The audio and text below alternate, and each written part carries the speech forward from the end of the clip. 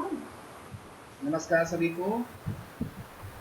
आज बहुत ही हर्ष का दिन है, सौभाग्य का दिन है हमारे लिए, स्कूल योग के परिवार के लिए। आज के मुख्य वक्ता श्री देवहोता जी उड़ीसा प्रदेश से उपस्थित हो चुके हैं पुनः, और भी कई बार हमारे इस वेबिनार मंच पर आ करके हमारे इस वेबिनार आयोजन को चार चांद लगाए हैं।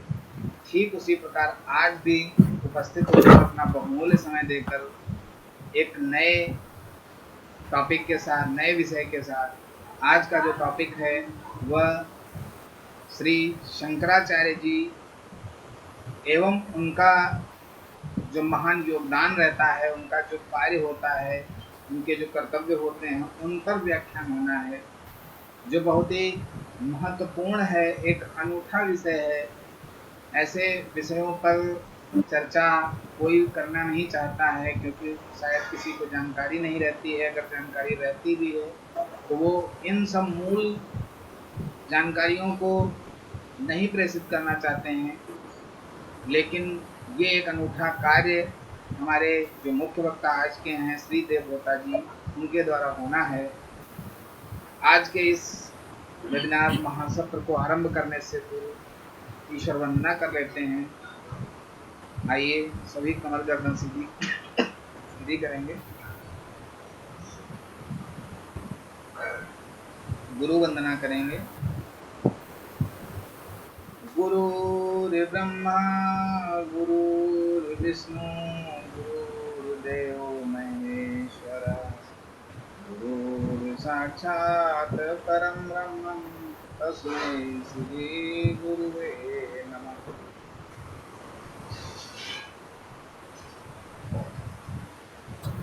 तालियों का दर्शन करेंगे और कोमलता से अपने चेहरे पर स्पर्श करेंगे।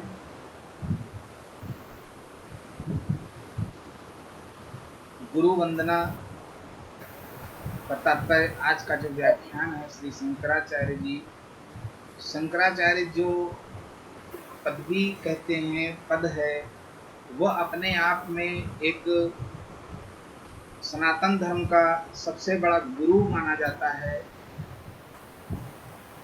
जो कहीं न कहीं सनातन धर्म का प्रचारक होता है। हर तरीके से उसे बहुत सारे लोग उन्हें बहुत सारे लोग गुरु मानते हैं, उनकी आराधना करते हैं, उनका गुरु मंत्र लेते हैं, इस तरीके से उनकी आराधना करते हैं, आराध्य होते हैं। तो आइए चलते हैं, अब हम श्री देवहोता जी के मुखबिन से सुनेंगे। तो मैं सबसे पहले चाहूँगा कि उनका स्वागत व अभिनंदन हमारे अनुपम कुमार जी, बिहार स्टेट कोऑर्डिनेटर, वो करें और साथ ही आज के इस कार्यक्रम को आगे बढ़ाएं। धन्यवाद।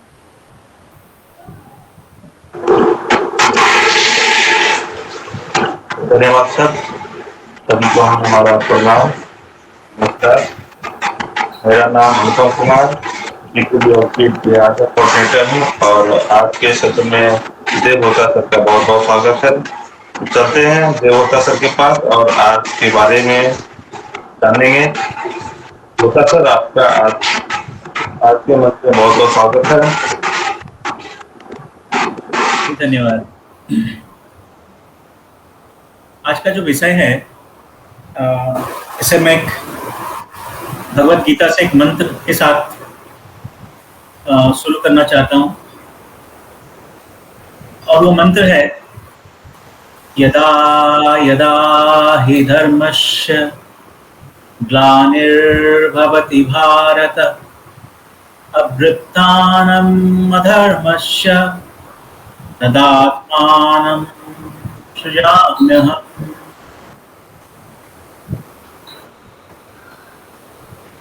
जब जब इस दुनिया में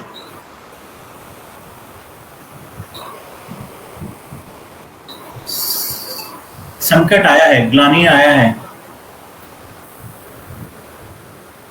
तभी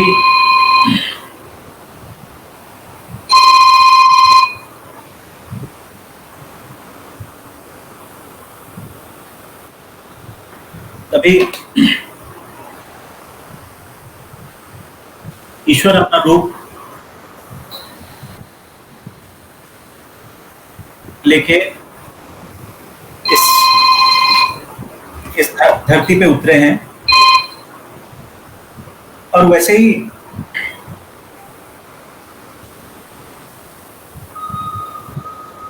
कुछ हुआ। करीब करीब जो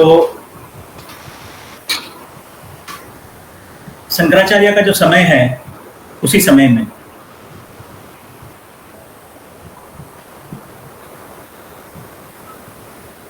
तो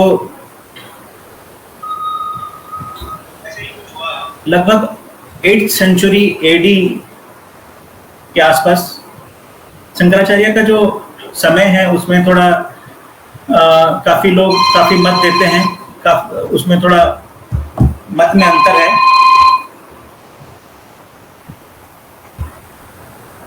तो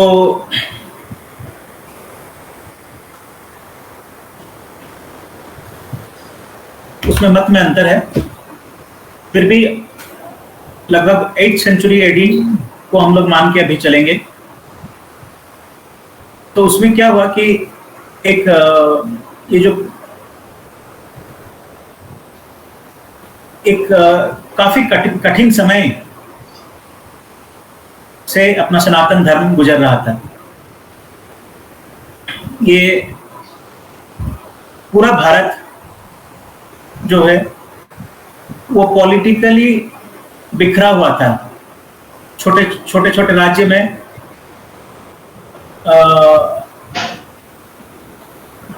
बांटा हुआ था पूरा भारत।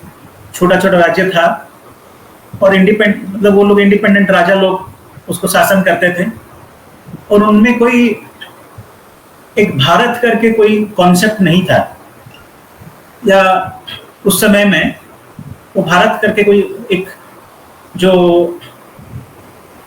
एक अपने अंदर में एक सूझबूझ करके कुछ था नहीं। और सभी राज्य अपने एक दूसरे से लड़ते रहते थे अपने सीमाओं के लिए, अपना पावर विस्तार करने के लिए। उनमें लड़ाई झगड़ा होता रहता था, युद्ध होता रहता था। तो एक जो समृद्ध भारत का जो विजन है वो दुर्बल हो गया था। सोशियली लोग बहुत सारे कास्ट, सब कास्ट, क्लास, सब क्लास में बंट गए थे। काफी सारा कास्ट हो गया था, काफी सारा सब कास्ट हो गया था उसमें, और उनके अंदर में, उनके बीच में वो सद्भाव नहीं रहा। सब अपने अपने एक रास्ता बना के उसमें चलते थे। और रिलीजियस पॉइंट ऑफ व्यू से काफी सारा मत आगे आ गया था। जो वैदिक सनातन धर्म था, जो एक धागा जैसा था, सबको बांध के रखता था, वो वैदिक सनातन धर्म काफी दुर्बल हो गया था। लोग बहुत सारे मत में बंट गए थे, और वैसे ही एक समय में धर्म संस्थापना हेतु शंकराचार्य का जन्म हुआ। उसीलिए शंकराचार्य को भगवान का रूप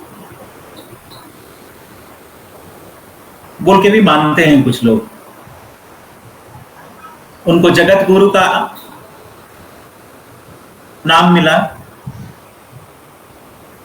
क्योंकि उनका जो अद्वैत वेदांत का जो ज्ञान है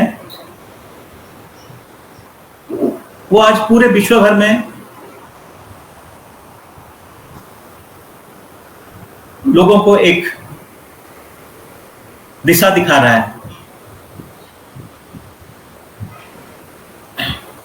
वो भारत का जो विजन एक लेके, एक समृद्ध भारत, एक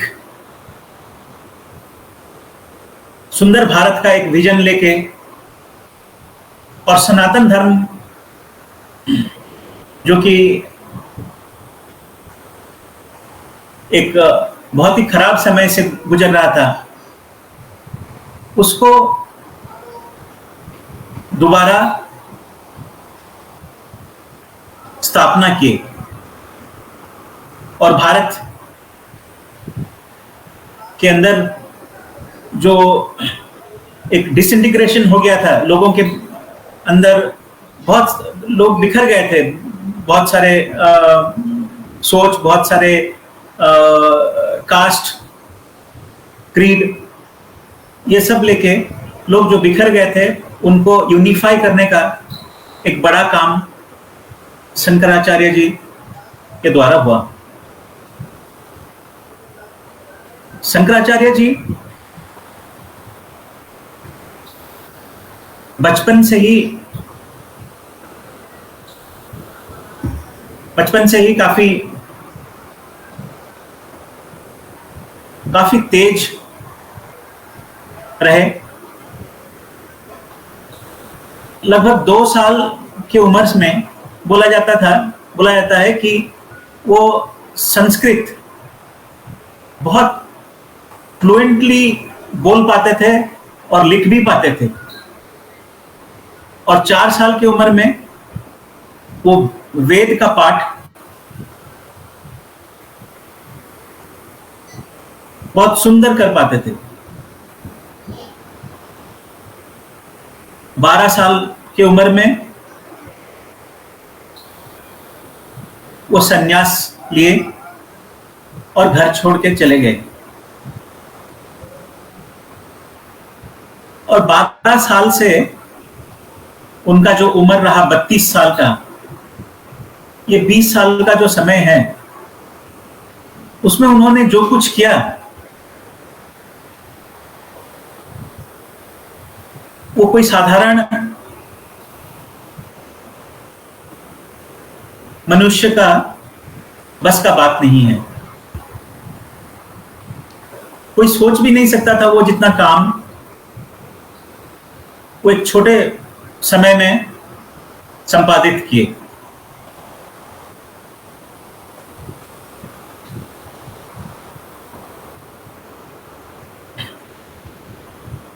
उनका जो जन्म हुआ था वो केरल राज्य में हुआ था।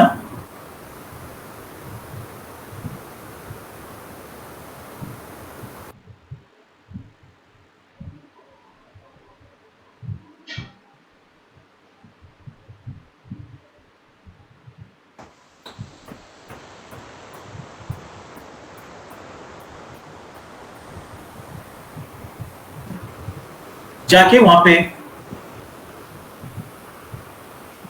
जो बद्रीनाथ मंदिर का स्थापना किए, और काफी बार वो आए अपना घर वापस और फिर बद्रीनाथ गए। ऐसा करके वो 20 साल का जो समय उनका रहा एक्टिव, 20 साल का जो समय रहा उसमें वो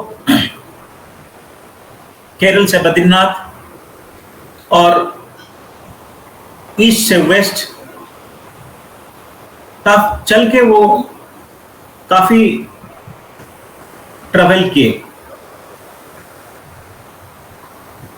और उसी पीरियड में ही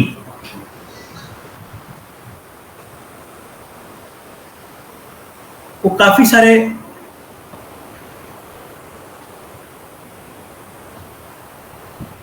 चीज को लिखे। उनका जो कंट्रीब्यूशन रहा, जैसे वो प्रस्थानत्रय के ऊपर भाष्य लिखे, वो भाष्य और जितने सारे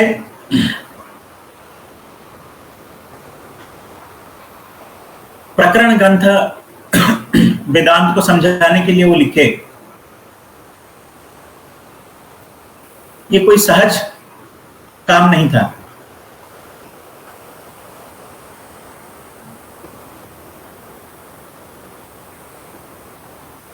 उपनिषद,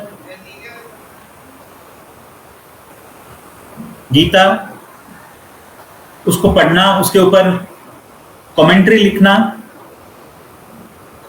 और वेदांत का जो मूल ग्रंथ है उसके ऊपर कमेंट्री लिखना,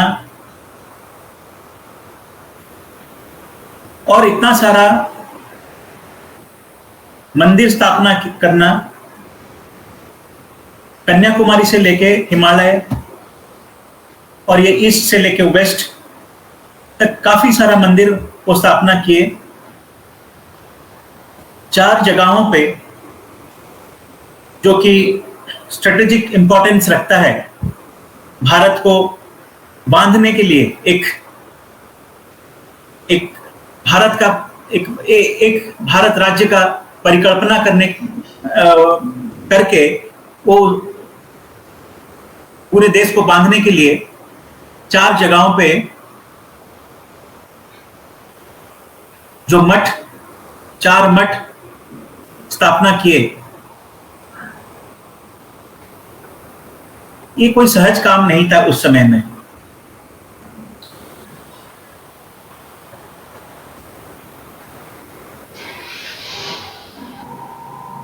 वो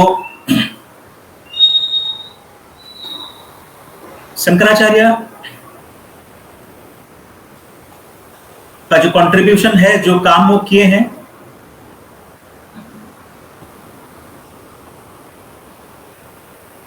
वो एक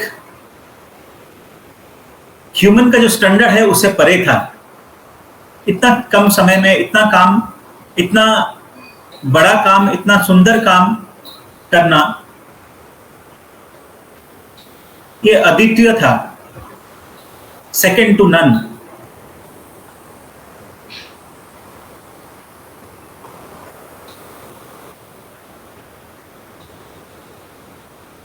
जैसे मैं बता रहा था आपको कि उस समय में पॉलिटिकली, सोशली और रिलीजियसली भारत बिखर गया था। भारत का जो कॉन्सेप्ट था, एक देश का या एक राज्य का जो कॉन्सेप्ट था, वो बिखर गया था। अब रिलीजियसली ये क्या हो रहा था, देखिए, जो लोग वेदा को फॉलो करते थे, उनके अंदर भी काफी सारा डिवीजन, काफी सारा ब्रांचेस हो गया था, अपोजिंग, और सबके जो व्यूज थे वो अपोजिंग व्यूज थे, एक दूसरे को वो टॉलरेट नहीं करते थे। जो मीमांसक थे वो रिचुअल्स के ऊपर ध्यान देते थे, और उनका स्वर्ग प्राप्ति, उनका मेन एम, जीवन का मेन एम स्वर्ग प्राप्ति था उनके लिए।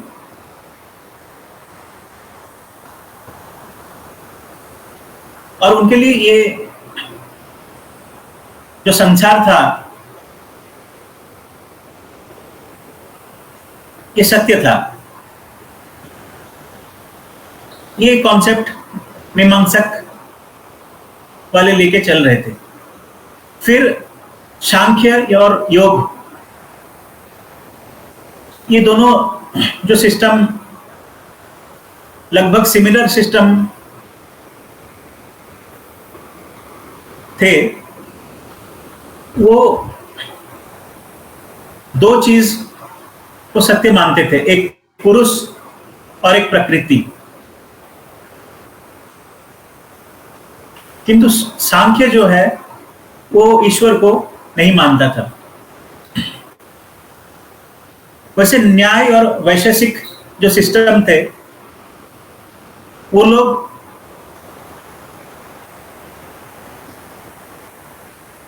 चार चीजों को मानते थे, एक ईश्वर, एक आत्मन, एक जो जगत है और जो अणु, ये चार चीजों को मानते थे, जो कि इंडिपेंडेंटली ये चार चीज एग्जिस्ट करता था उनके लिए। तो ऐसा करके जो लोग वेद को मानते थे वो भी अपना अपना कॉन्सेप्ट, अपना अपना आइडियाज लेके डिवाइड हो गए थे, और उनका जो सबका जो कॉन्सेप्ट वेद से आया है इसको वो भूल गए थे। सब अलग अलग हो गए थे, एक दूसरे के साथ लड़ाई करते थे, एक दूसरे को छोटा दिखाते थे,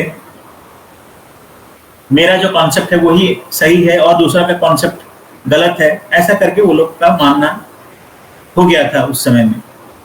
अब जब वेद के अंदर, वेद के मानने वाले के बीच में ही ऐसा संकट आ गया था, तो जो वेद को नहीं मानते थे, जैसे बुद्धिस्ट लोग हो गए, जैनज हो गए या चार्वाक हो गए, इनका तो बात ही छोड़ दीजिए। ये लोग सब एक दूसरे को कैसे ओवर पावर करेंगे, कैसे अपना जो सिस्टम है उसको बड़ा दिखाएंगे, उसमें लगे हुए थे। तो चार्वाक जो थे, चार्वाक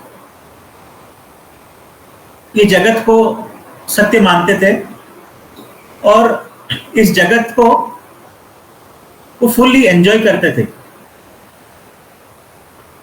जो भी मटेरियल हैप्पीनेस है उसके लिए वो उसके पीछे वो जाते थे, और उनके लिए ये जीवन के परे और कुछ था नहीं।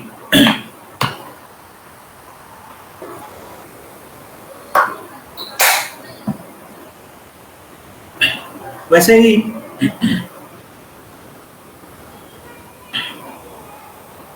जो भगवान बुद्ध थे वो वेदांत को छोड़ के और दूसरा कुछ नहीं सिखाए, किंतु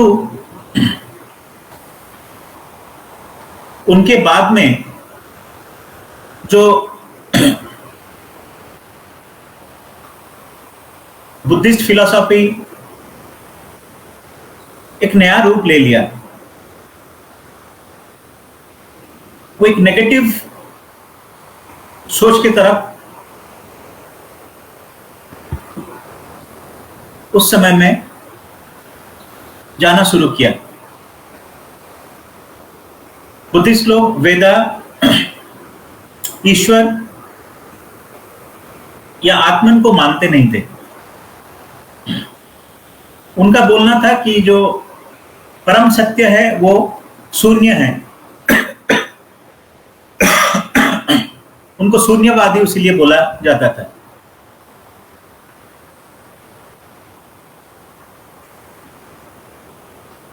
जो वैदिक भक्ति जो कई सालों से, मतलब उसका कोई समय नहीं था, इतने पुराने समय से वो चला आ रहा था, वो धीरे धीरे कमजोर होता गया। जो ज्ञान का रास्ता था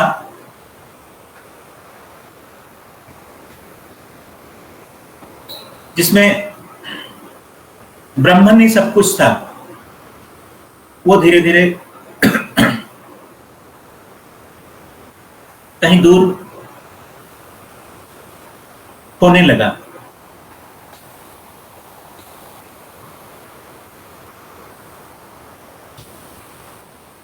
बहुत सारे लोग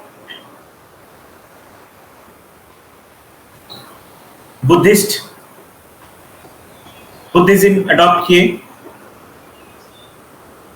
और जो भी वैदिक रिचुअल्स था, कर्मकांड था, जो कि लोगों को बांध के रखता था और एक नेगेटिव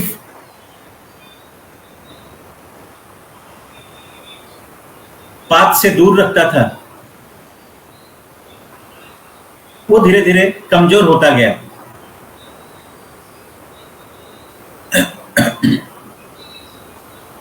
और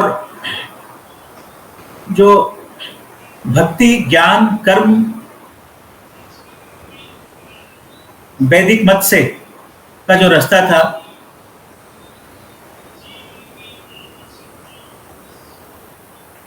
वो हट के वो पीछे चला गया, और जो नेगेटिव साइड है बुद्धिज्म का, जो लेटर पार्ट में जो बुद्धिज्म का जो प्रभाव हुआ, वो धीरे धीरे आगे आया और पॉपुलर होता गया। बुद्धिज्म के हिसाब से सब कुछ वो शून्य माने,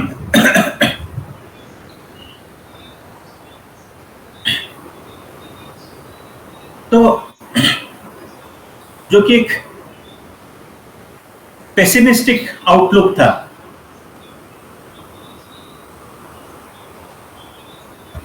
और इससे क्या हुआ, इससे लोग मोनास्टिसिज्म अपनाने लगे, जो एक हेल्दी बैलेंस था अपना वेद के हिसाब से प्रवृत्ति मार्ग और निवृत्ति मार्ग। प्रवृत्ति मार्ग मतलब हम लोग का जो एंगेजमेंट है वर्ल्ड के साथ या इंटरेक्शन है वर्ल्ड के साथ, वो, और निवृत्ति मार्ग एक रिनंशिएशन का जो मार्ग है, ये दोनों मार्ग का जो बैलेंस एक ये दोनों को लेके चलता था वैदिक लाइफस्टाइल। तो ये दोनों का जो बैलेंस्ड अप्रोच था, वो धीरे धीरे खत्म होता गया, और लोग निवृत्ति मार्ग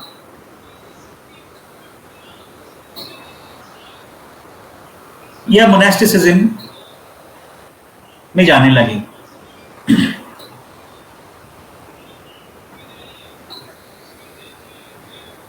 ऐसे करके सनातन धर्म एक बहुत बड़ा संकट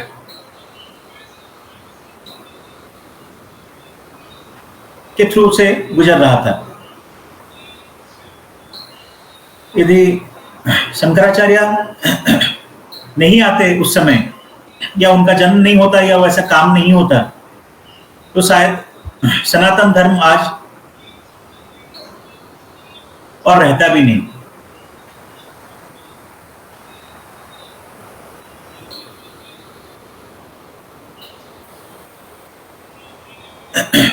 उस समय में वही क्रूशियल समय में शंकराचार्य का, जगत गुरु आदि शंकराचार्य का जन्म होता है, और उनका जो विजन है एकत्रीकरण का, भारत का एकत्रीकरण का, और जो वैदिक सनातन धर्म है उसको वापस लाने का,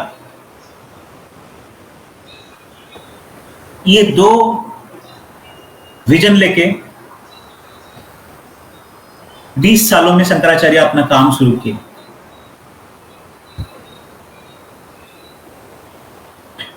वो दो लेवल में अपना काम किए, एक तो आइडियोलॉजिकल लेवल में, और एक दूसरा साधारण जनता को छूने वाला, ये 2 लेवल में वो काम किए। अब जो आइडियोलॉजिकल लेवल में वो क्या किए, वो अद्वैत वेदांत जो पहले भी था उसको एक सिस्टम, एक धारा दिए, एक राह दिखाए। अब अद्वैत वेदांत को एक सेंटेंस में वो बहुत सुंदर समझाया है। आदि शंकराचार्य बोले, श्लोक अर्धेन प्रवक्ष्यामि यत् उक्तम ग्रंथ कोटिभिः। आधा श्लोक में मैं ये बोलने जा रहा हूं जो कि कोटि किताब में लिखा हुआ है। और वो क्या है, वो आधा श्लोक क्या है, ब्रह्म सत्यम जगन मिथ्या जीवो ब्रह्मैव न परः। 3 चीज इसमें बोला गया है। ब्रह्म सत्यम, ब्रह्म ही एकमात्र सत्य है। जगन मिथ्या, ये जो जगत है वो मिथ्या है। और जीवो ब्रह्मैव न परः, जीवा और ब्रह्मन ये दोनों पर नहीं है, या ये दोनों अलग नहीं है, ये एक है। तो जो कुछ भी हम लोग देख रहे हैं सब ब्रह्मन है। जो भी जगत हम देख रहे हैं वो एक माया है, इल्यूजन है। हमको दिख रहा है जगत है, परंतु वो ब्रह्मन का एक रूप है।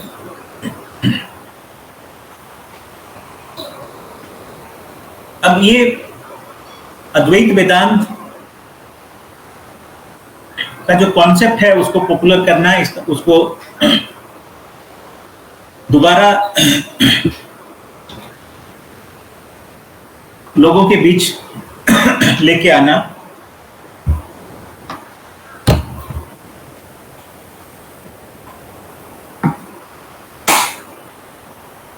ये एक बड़ा काम उनसे हुआ। दूसरा जो प्रस्थानत्रय है, ब्रह्मसूत्र,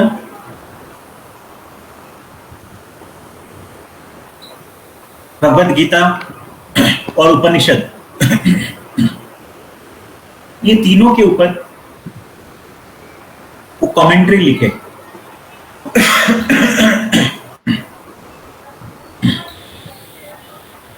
भाष्य लिखे।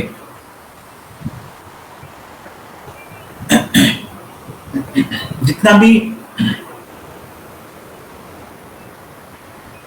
कॉन्फ्लिक्ट या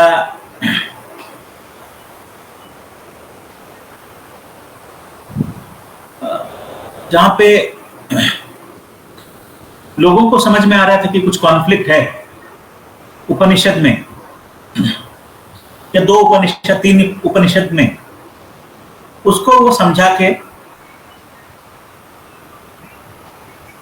उसके अंदर एक यूनिफॉर्मिटी लाए। तो ये तीनों जो प्रस्थानत्रय के ऊपर जो उनका भाष्य है वो उनका द्वितीय महान काम रहा। फिर वो 10वीं संप्रदाय का स्थापना किए, जो एक मोनास्टिक सिस्टम है। 10 मोनास्टिक ऑर्डर वो स्थापना किए, और उसमें जो सन्यासी हुए उनको सनातन धर्म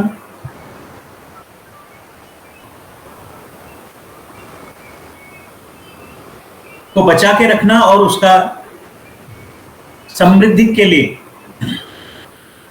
उनको भारतवर्ष में चारों तरफ उनको वो भेजे और 4 जगहों पे मठ का स्थापना किए।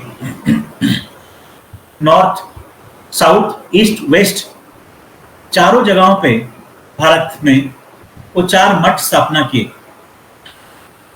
अब ये 4 मठ जो स्थापना वो किए, उससे ये समझ में आता है कि वो एक संपूर्ण भारत का विजन या ख्वाब देख रहे थे, जो कि बिखरा हुआ था भारत उस समय में। वो एक संपूर्ण भारत का ख्वाब देख के एक संपूर्ण भारत को एक संपूर्ण देश, संपूर्ण राज्य का मान्यता देने के लिए वो 4 जगहों पे मठ का स्थापना किए। और जो सनातन धर्म है, जिसका कोई समय से परे जो धर्म है, सनातन धर्म, वो सनातन धर्म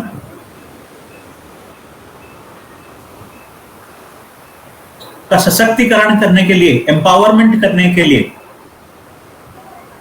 ये 4 जो मठ स्थापन हुआ, उनका काफी बड़ा रोल रहा। एक तो श्री श्रृंगेरी शारदा पीठम जो कर्नाटका में है, वहां पे एक मठ स्थापना किए।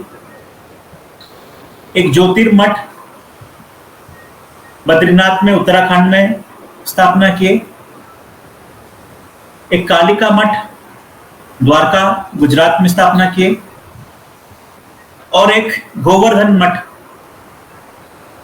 जो अपना जगन्नाथपुरी में, उड़ीसा में स्थापना की। ये चारों मठ को सनातन धर्म को बचा के रखने के लिए और विस्तार करने के लिए, सनातन धर्म का विस्तार करने के लिए उनको उनका दायित्व दिया गया। अब ये एक आइडियोलॉजिकल लेवल में ये 4-5 काम किए। एक तो अद्वैत वेदांत को वापस लेके आए। दूसरा, जो प्रस्थानत्रय है उसके ऊपर वो भाष्य लिखे।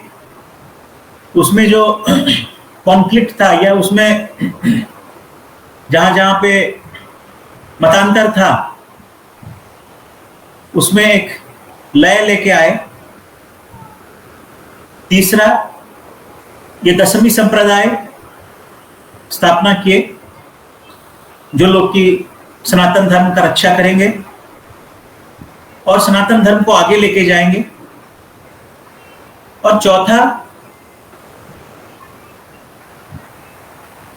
ये जो 10वीं संप्रदाय के जो सन्यासी लोग थे,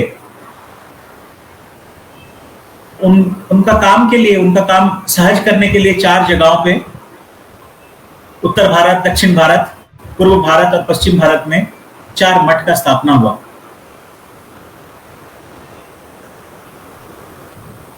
ये तो एक ब्रॉड लेवल में, एक मैक्रो लेवल में ये काम को किए। फिर वो साधारण जनता के लिए उनको अद्वैत वेदांत का कॉन्सेप्ट, अद्वैत वेदांत समझ में नहीं आएगा, ये समझ के एक साधारण मनुष्य को अद्वैत वेदांत का जो कॉन्सेप्ट है वो समझ में नहीं आएगा। उसके लिए, उसको सहज करने के लिए प्रकरण ग्रंथ, जो कि वेदांत को समझाया गया है, जिसमें जैसे कि एक साधारण मनुष्य उसको समझ सके, वो प्रकरण ग्रंथ वो लिखे। और वो प्रकरण ग्रंथ में जैसे अप्रोक्षानुभूति, दृग्दृश्य विवेक, आत्मबोध, निर्वाण शतकम, विवेक चूड़ामणि, ये सब काफी पॉपुलर है। मेरा जो पिछला टॉक था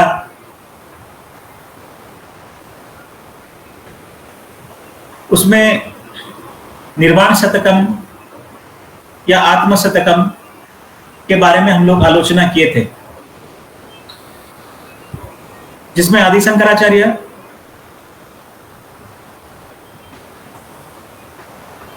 बहुत सुंदर तरीका से हम लोग जो खुद को मैं ये नहीं हूं, मैं वो नहीं हूं, हम लोग जो साधारण जो समझते हैं कि मैं ये हूं, मैं वो हूं, मैं ये चीज हूं, मैं वैसा हूं, मैं वैसा हूं, ये जो हम लोग के मन में जो एक धारणा रहता है, उसको एक एक धारणा को वो खंडन करके वो बोलते हैं चिदानंद रूप शिवोहम शिवोहम।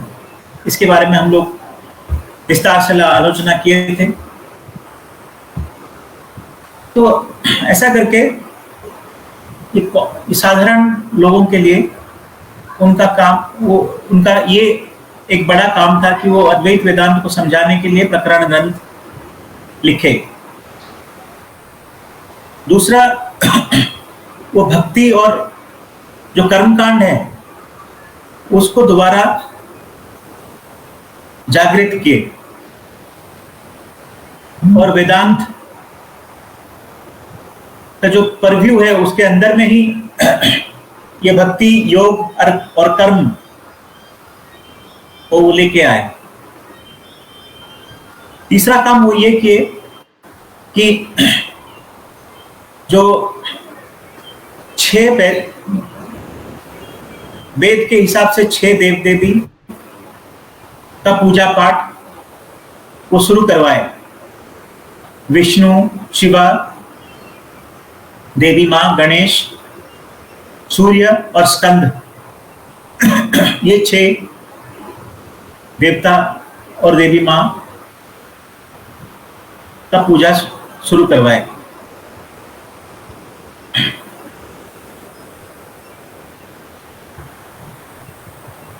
अब ऐसा हुआ था कि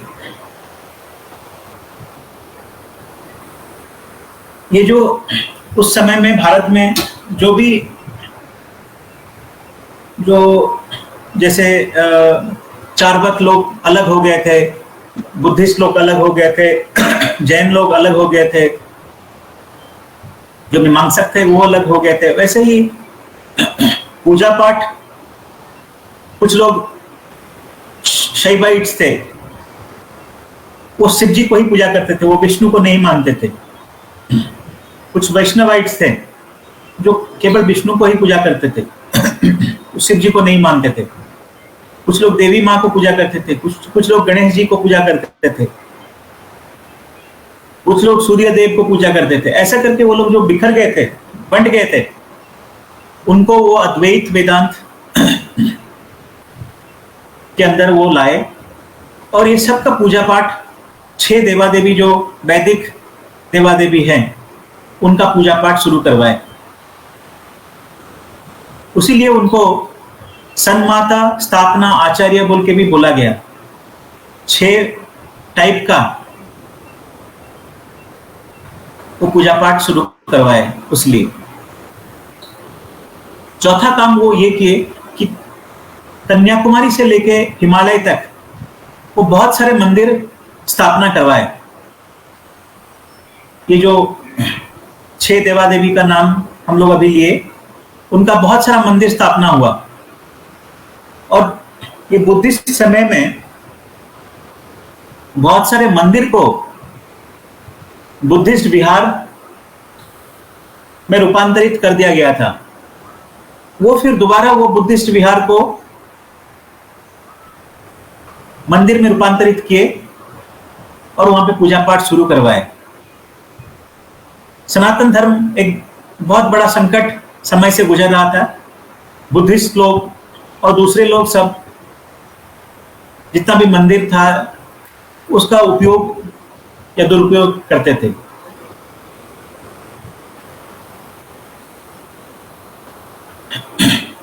ये जो 4 मठ जो वो स्थापना किए उसमें शक्ति पूजा मां शारदा के नाम से वो शक्ति पूजा शुरू करवाए। बहुत सारे भजन कीर्तन के लिए बहुत सारे श्लोक वो लिखे जिसको कि गाया जा सकता था और कीर्तन किया जा सकता था। वैसे करके ये जितने सारे जो बिखर गए थे लोग उनको वो एकत्रीकरण करने का काम और उनको वेदांत और वेद के अंदर में लाने का एक महान काम उनसे संपादित हुआ। ये काम नहीं होता तो सनातन धर्म वो पीछे में धीरे धीरे धीरे धीरे विलुप्त हो जाता, कहीं पे खो जाता। और उनका जो ये काम रहा, ये आगे वाला शतक में जो भक्ति का प्रचार प्रसार हुआ, वो भक्ति का प्रचार प्रसार के लिए एक रास्ता खुल गया था।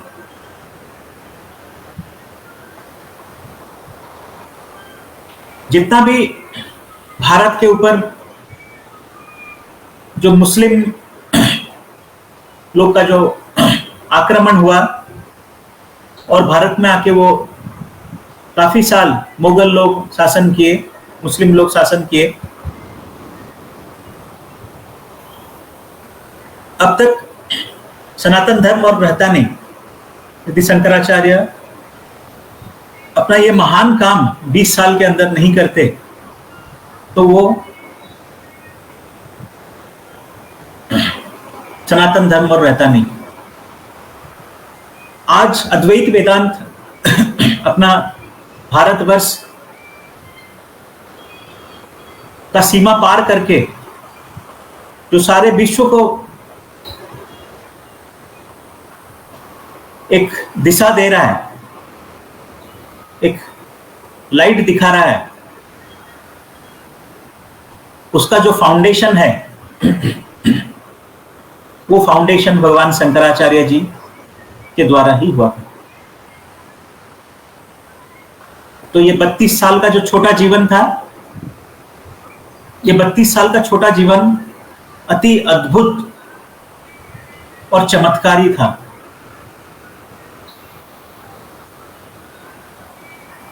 पैदल केरल से बद्रीनाथ जाना, और एक बार नहीं बहुत बार जाना।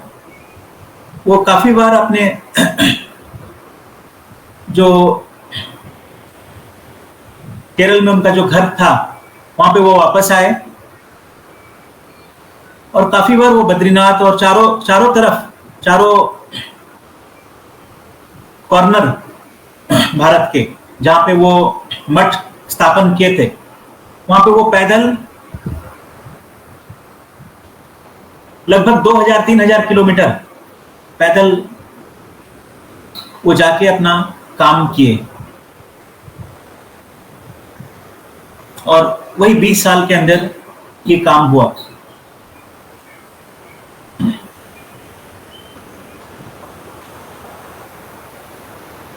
आदि शंकराचार्य का जो संन्यास ग्रहण किए थे उस समय में अपने मां से वो जब संन्यास के लिए जब परमिशन मांगे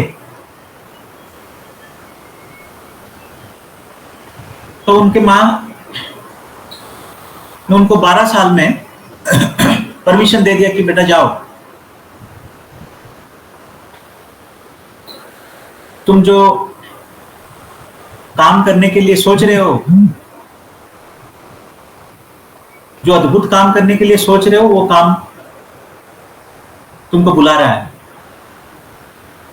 परंतु तुम जब मेरा अंतिम समय आएगा तब तुम मेरे पास रहोगे, ये मुझे वादा करके जाओ। तो जब शंकराचार्य के माता, जब शरीर असुस्थ रहा, जब उनका अंतिम समय आने लगा, तो वो बद्रीनाथ में थे। बद्रीनाथ से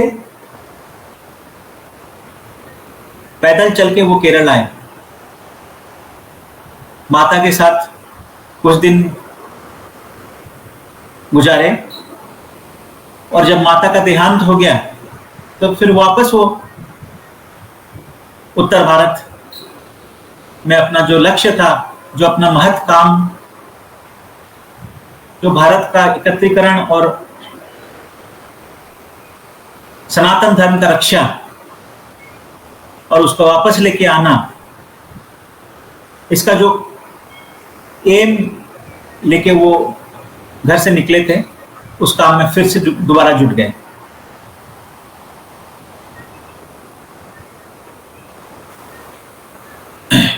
आदि शंकराचार्य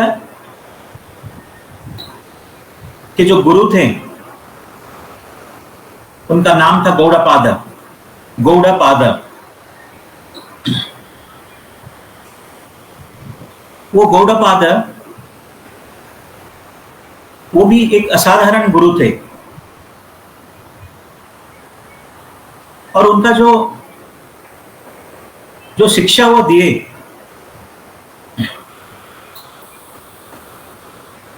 उसका कोई लिखित वर्णना कहीं पे नहीं है। वो नहीं चाहते थे कि उनका जो शिक्षा है उसको कहीं पे लिखित रखा जाए। वो ये मानते थे कि उनका जो शिक्षा है, जैसे सनातन धर्म और वेदांत का जो शिक्षा जो था, वो पहले कहीं पे लिखित होके नहीं था, वो लोगों के जीवन में एक प्रैक्टिकल अप्रोच होके ही था।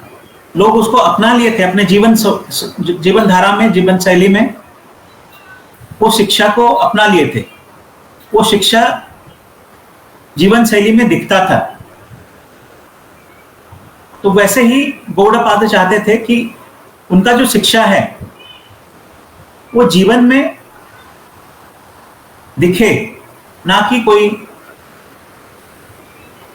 एक किताब के अंदर सीमित होकर रह जाए।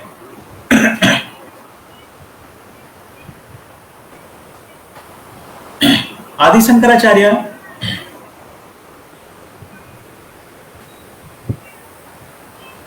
लगभग 32 साल के समय में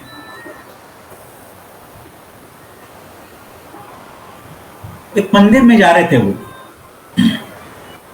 आदि शंकराचार्य एक बहुत ही उच्च कोटि के ब्राह्मण थे।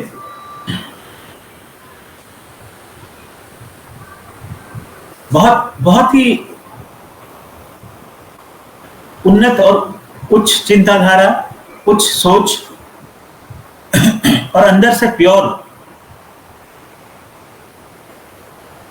थे वो। तो एक सामने से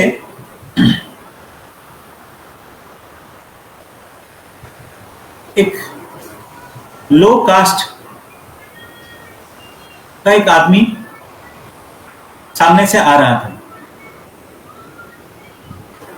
तो उसको देख के शंकराचार्य बोले कि तुम मेरे रास्ता से हट जाओ। ये उनके बारे में बोला जाता है, एक कहानी बोला जाता है उनके बारे में। उनका अंत समय के बारे में कि तुम मेरे रास्ता से हट जाओ। तो वो जो लो कास्ट नीच जाति का जो लोग था, वो उनको बोला कि आप किसको हटाने का बात कर रहे हो, मेरा ये शरीर या मुझे?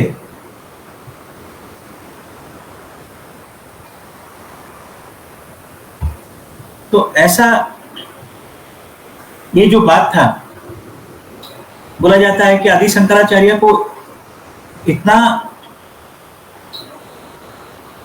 वो जोर से लगा ये बात कि उस दिन के बाद वो बोलना बंद कर दिए। अपना जो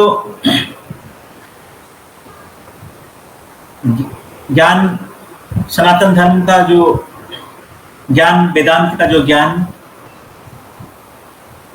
वो फैला रहे थे, उसको वो बंद कर दिए और वो कहीं पे अंतर्ध्यान हो गए।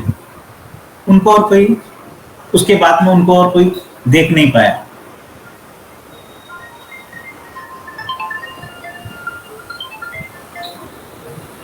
ऐसे ही, ऐसे करके उनका अंत होता है।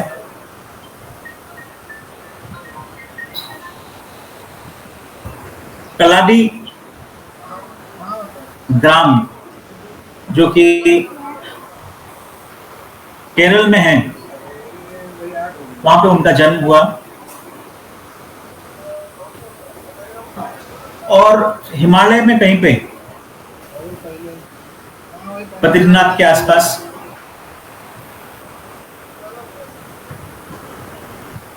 वो अभी यहीं दे देना, घर ही पे रखते हैं ना, कहीं खो गए। यहीं सीधे जाएगा वहाँ पर। ऐसा उनका 32 साल का उम्र रहा, अंकल ये नहीं हुई। जो कि अद्भुत और चमत्कारी रहा। और उनका जो सनातन धर्म संस्थापना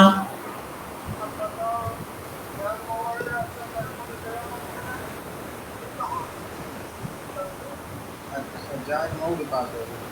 के लिए उनका जो काम रहा, यदा यदा ही ग्लानिर्भवति भारत अधर्मस्य ठीक है।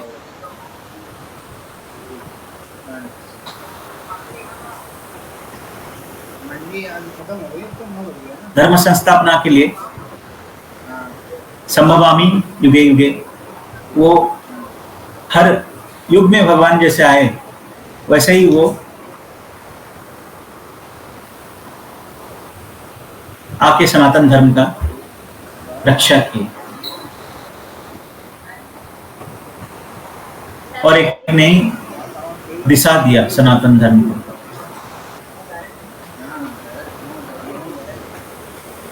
इतने में ही मैं अपना बात खत्म करूंगा और मैं शुक्ला जी को अनुरोध करता हूं वो आगे लेके जाए।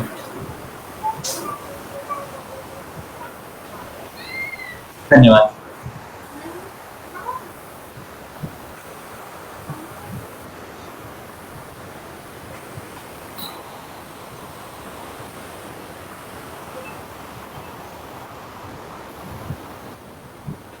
बहुत बहुत धन्यवाद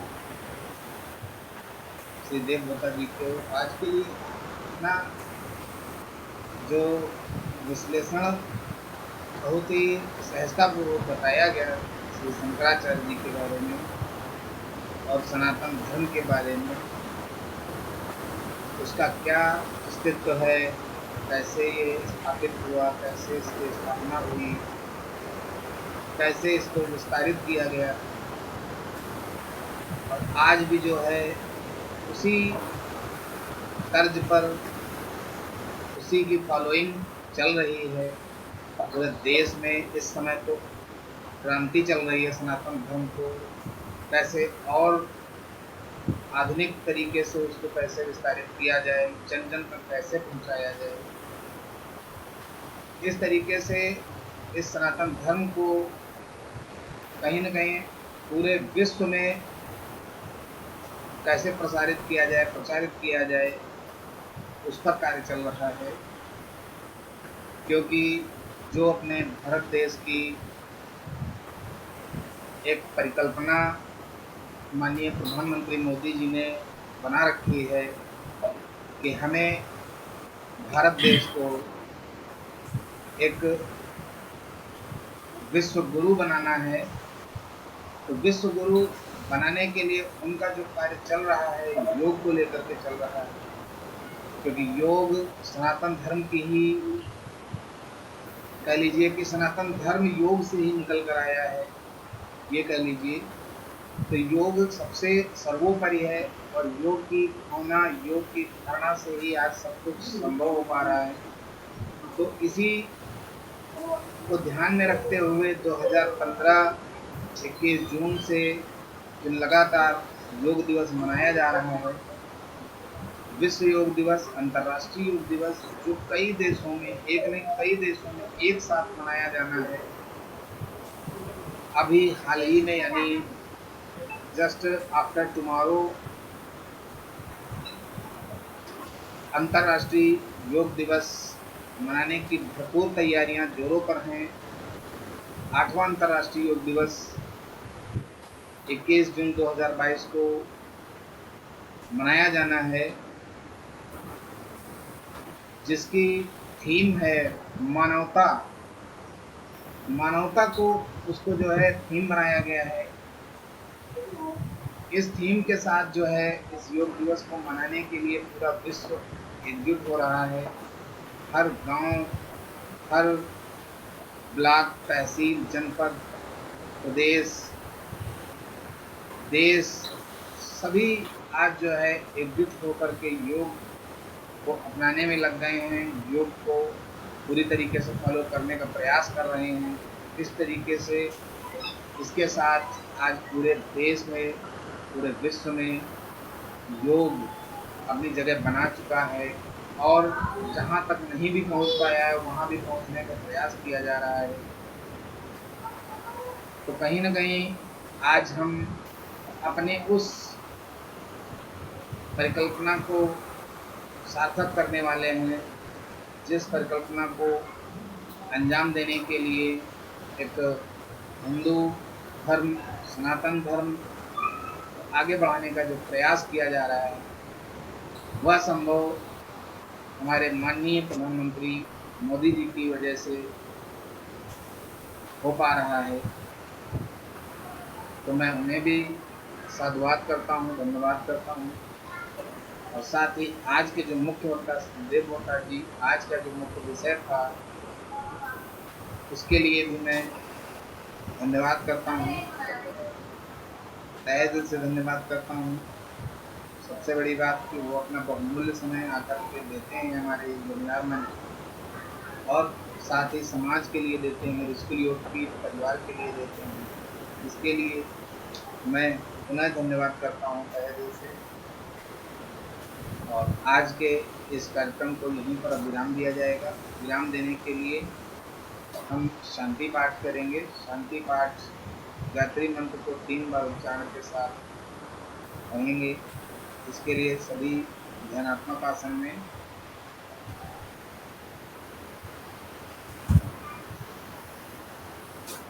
ओम भूर्भुवस्वः तत्सवितुर्वरेण्यं भर्गो देवस्य धीमहि धियो यो नः प्रचोदयात्। ओम भूर्भुवस्वः तत्सवितुर्वरेण्यं भर्गो देवस्य धीमहि धियो यो नः प्रचोदयात्। ओम भूर्भुवस्वः तत्सवितुर्वरेण्यं भर्गो देवस्य धीमहि धियो यो नः प्रचोदयात्। ओम शांति शांति शांति। हथेलियों का दर्शन करेंगे। कोमलता से अपने चेहरे को स्पर्श करेंगे और आज के इस कार्यक्रम को यहीं पर विराम देंगे। कल फिर मिलेंगे नए वक्ता के साथ, नए विषय के साथ। तब तक के लिए सभी को नमस्कार, जय श्री कृष्ण, बहुत बहुत धन्यवाद।